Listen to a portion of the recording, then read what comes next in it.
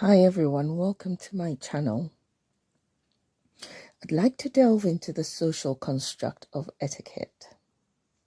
Why am I doing this? My mother was huge on etiquette. She studied home economics or home management in Liverpool in the 70s. And she was the embodiment of homemaking and she loved it. Due to my father's line of work, my parents had to entertain quite a bit. Hence, she was very particular about having the right disposition for fostering great relationships.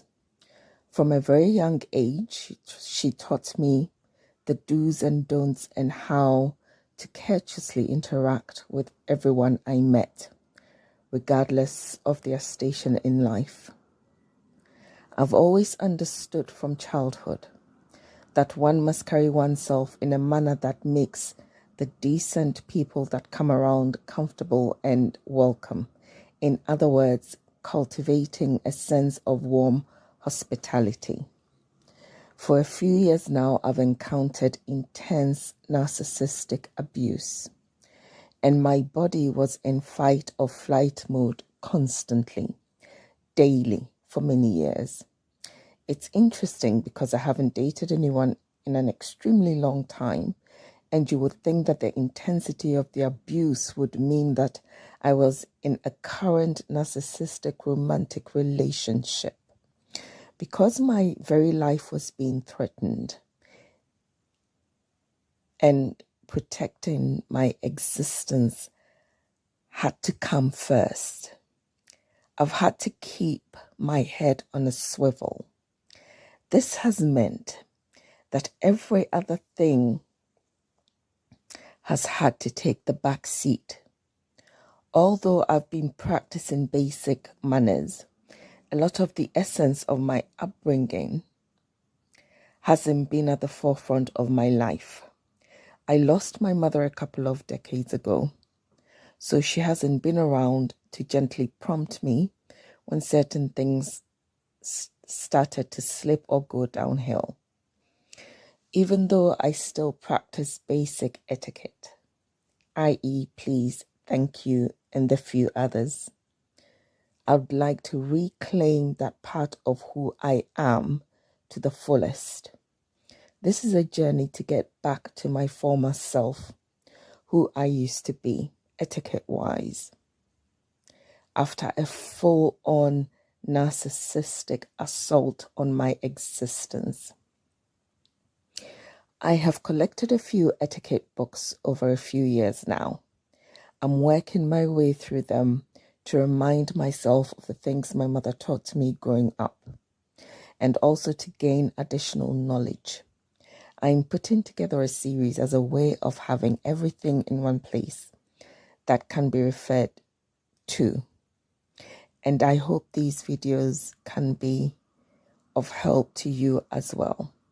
I know there is a plethora of videos out there and lots of knowledgeable and amazing etiquette experts on social media. But I would like this to be a nice little corner, a nice little reference corner in a huge library of great knowledge. Maybe in researching this as we go along, we can discover something new, something we never knew before. With that being said, I hope you enjoyed the videos I'll be putting together.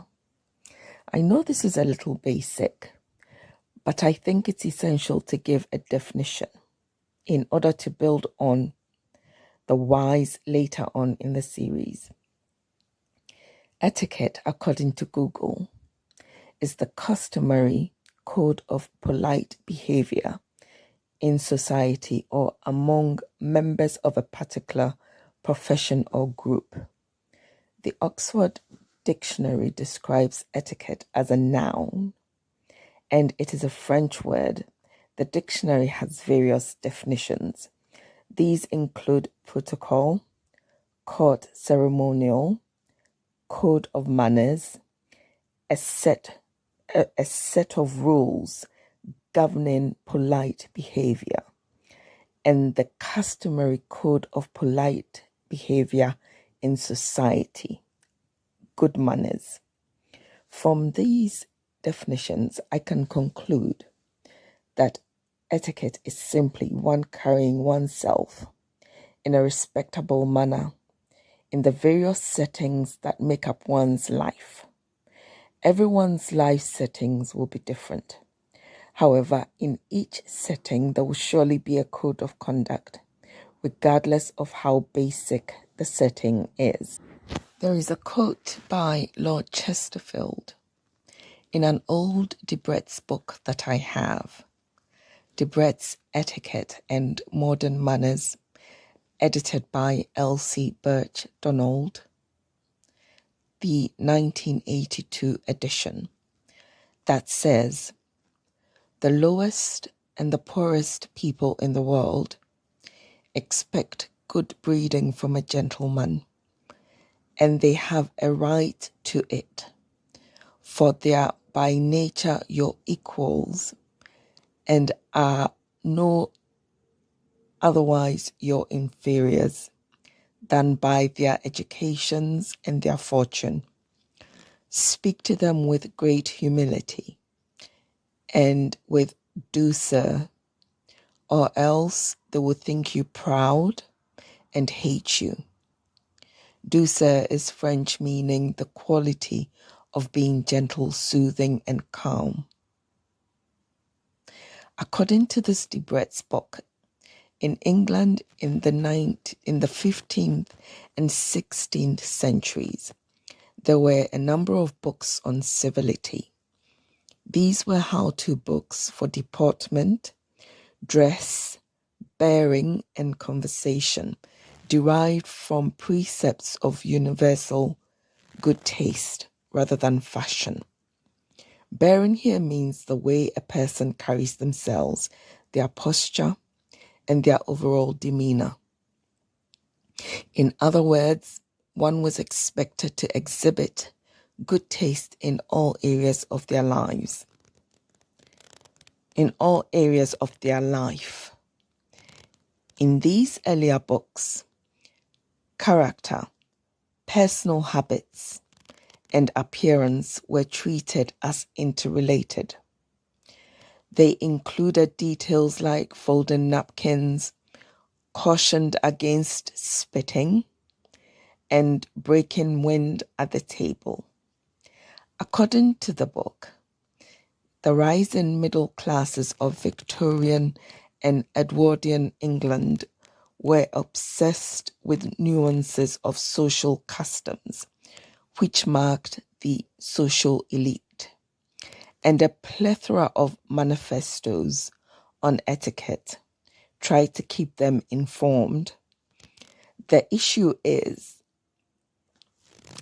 the elite kept changing the rules, intending to confuse social climbers, and this caused a backlash against formal tradition and etiquette that has continued to present day, with people having a mindset of good manners are overrated.